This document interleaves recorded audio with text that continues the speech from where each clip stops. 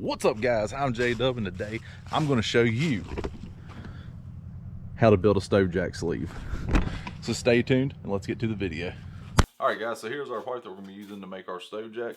As you can see, it's just a simple double wall pipe that you can get from just about anywhere. Let's see, can you see me? Yeah. So you just have a double wall pipe with some insulation in it. Guys, these things are super cheap. You can get them. I got this one at Tractor Supply. You can order them online. I found them on Amazon. I'll throw a link down below in case you want to order one. Which is a 12-inch section of, I believe, 4-inch. No, it is 3.5-inch. So a set of 3.5-inch fits in those stove jacks just perfectly. But we're gonna go ahead.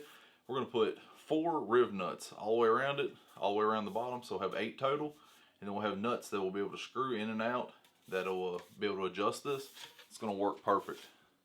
And then we'll paint it up till it looks good. This is all galvanized on the outside. The inside is stainless steel, so you shouldn't have any issues. The outside should stay cool to the touch, so no issues with the galvanization, and water shouldn't hurt it. So let's go ahead, get our holes evenly spaced, lined up, and we'll drill them real quick, and we should be getting this party rolling. Let's go. All right, let's go in here. Let's get it lightly in our vise. Come out a little bit more. You don't want to crush it, but you want it to hold there. I've got a piece of painter's tape that I just went through and marked all the way around it, evenly spaced, and it was 2 7/8. So take our center punch. None of the evenly spacing matter? Not really. This is all just for cosmetics.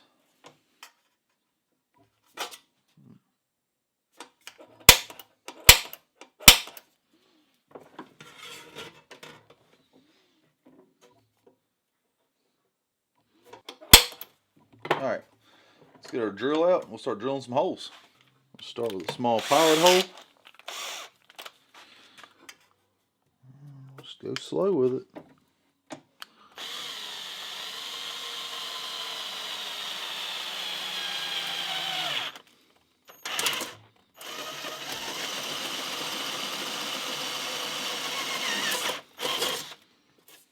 Alright.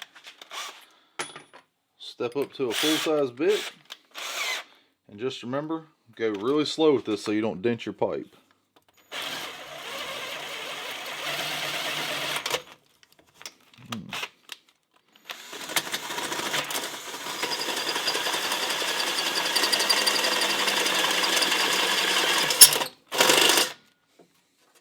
And there we go.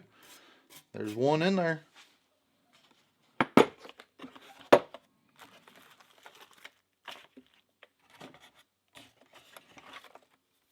Our riv nut tool. Just come in here, get this on here, make sure everything's tight, and then we're ready to go. Let's go get it in the piece. Just gonna screw that down all the way, put it lightly in there, and you're just gonna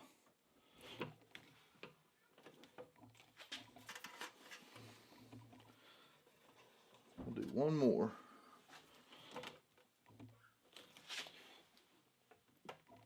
There we go. Nice and tight.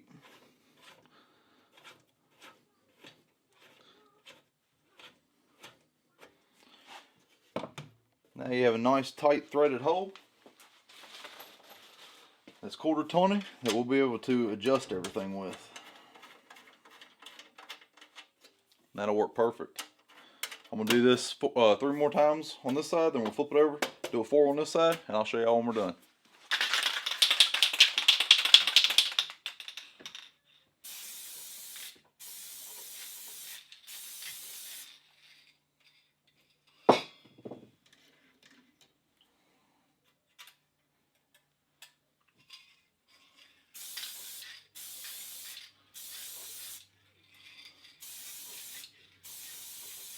Remember, just light coatings. Always start off the side and come back, just like you're painting a car. Have a little bit of a run up here where our paint wasn't coming out right.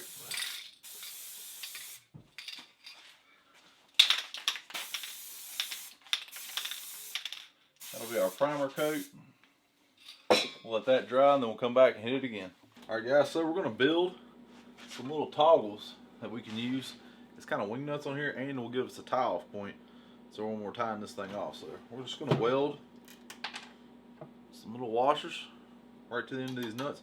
But first I'm going to flatten them out a little bit.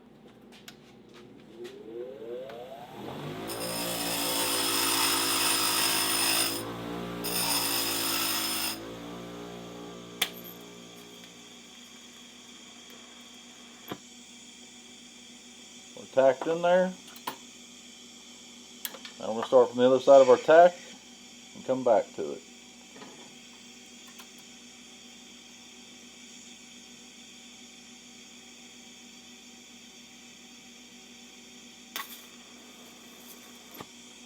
Get that tack in.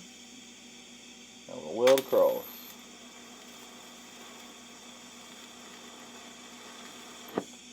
And there you go. That one's welded in, good to go. That won't ever break. Now we'll have to hit this with some paint. The galvanizing did burn off. If you're going to do this type of welding, just remember to try to burn off the galvanization or do it in a well ventilated area. I've got the garage door open, I've got the window open over here. We've got good ventilation, doing pretty good. And you don't want to breathe that stuff. That galvanization is really, really bad for your health. So just keep that in mind. But this one is done. We'll let these cool. And then we'll be able to finish setting this whole thing up. I'm only going to do these little wing nuts, I think, on the bottom ones. Or not the bottom side, but the top side. Just so I have a place to tie it off to. In case we get high winds or something. At least all that weight won't be on the tent. But that's it. Go ahead and finish getting this set up and I'll show you when we're done. Alright, so as you can see, we're out here at the cheapest tent on Amazon, which is still up. It's been up for about 3 weeks. And it's holding up pretty well. We're going to go inside of it. This will be the first time I've been inside of it in probably 2 weeks. Everything's dry in here at least. Really. I don't know if y'all can see. There we go.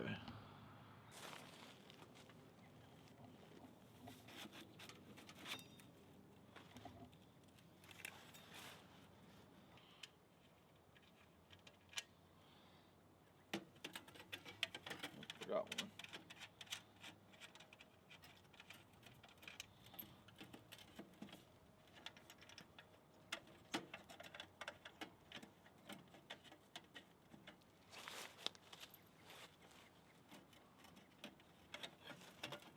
There we go. All that fits in there perfect. So we're just going to be screwing these in right now. And these are what help keeps your pipe centered and keeps it held on here. There's those. All right. Let's get this tent fired up. I think we'll be set.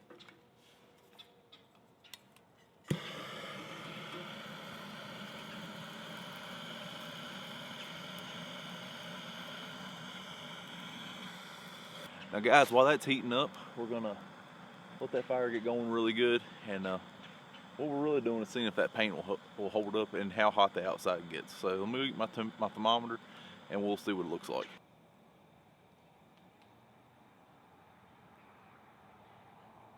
Alright, so right now we got this thing starting up pretty good. We're just gonna sit here and feed it. And we're going to try to keep it going as long as we can.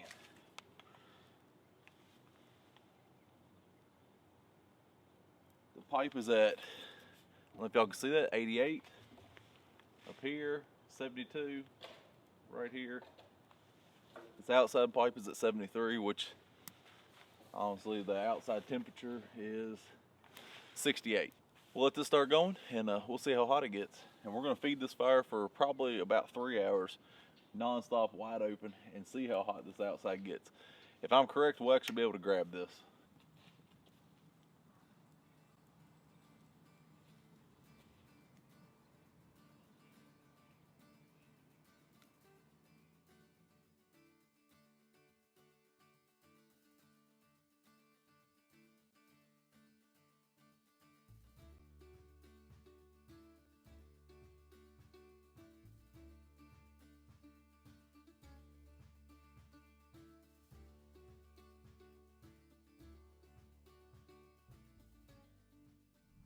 First temperature check, or second temperature check, I guess.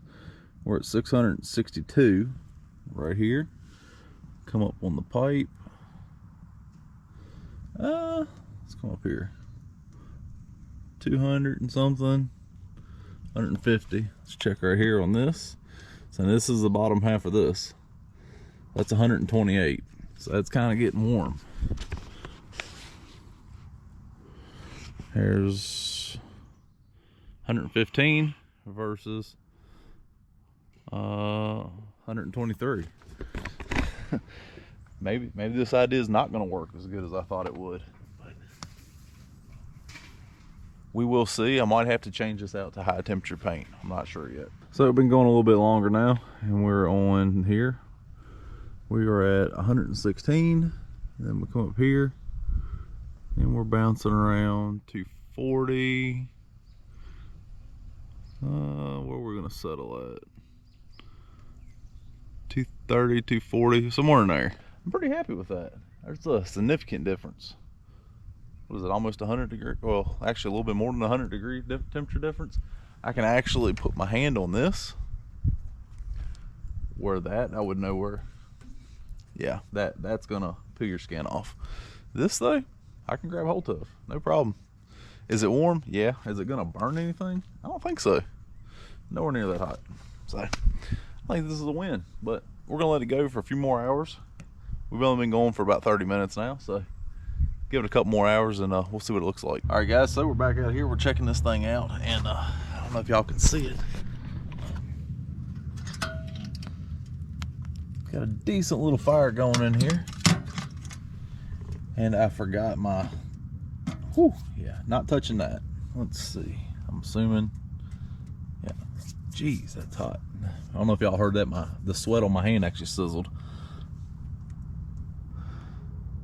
Not ice cold, but not really hot either. Let's see, yeah, this one's extremely cool on the outside. Wow. Oh, yeah. I'd say that's well around 200 degrees in this. Maybe it just barely feels warm, so maybe 100. So not bad at all. You're definitely not going to touch that pipe. There's some of the smoke coming out. Guys, if y'all want to try this out, I'll have a link to this little pipe down below. Like I said before, I think it only cost me 20 bucks to build this whole thing. It's a whole lot better setup, I think, than what you can buy. So go ahead, if you like this video, hit that like button for me, subscribe to my channel if you're new, and like always, take someone outdoors.